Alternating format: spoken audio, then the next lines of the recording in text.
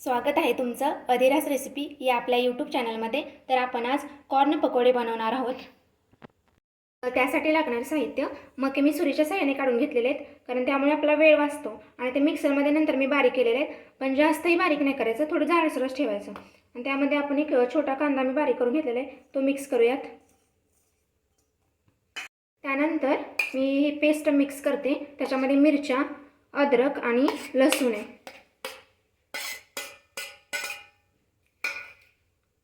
त्यानंतर 1.5 चमच हळद मिक्स केलेले, त्यानंतर कॉर्न, अर्धा चमच हिंग, त्यानंतर थोडेसे जिरे, त्यानंतर ओवा आपण टाकायचा त्याच्यामध्ये, त्यानंतर कोथिंबीर, त्यानंतर आपण बेसन पीठ मिक्स करूया त्यामध्ये। त्यानंतर चवीनुसार मीठ ॲड करायचे।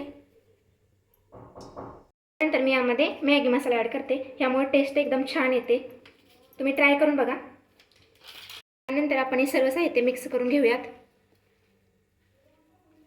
पाहू शकता हे व्यवस्थित मिक्स झाले।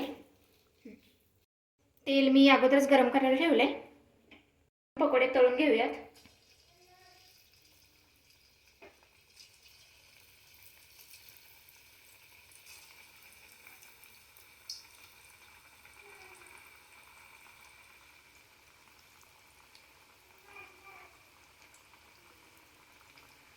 पकोडे पण मीडियम फ्लेमवरतीच तळायचे, जास्त स्लोही नाही ठेवायचं आणि जास्त हाई नाही ठेवायचं।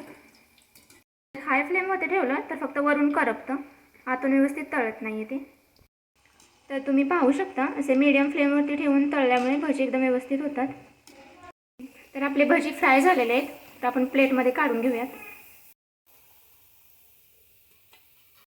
तर तुम्ही पाहू शकता आपले पकोडे एकदम क्रिस्पी झालेले आहेत, मस्त आतून पण एकदम व्यवस्थित तळले गेलेले आहेत।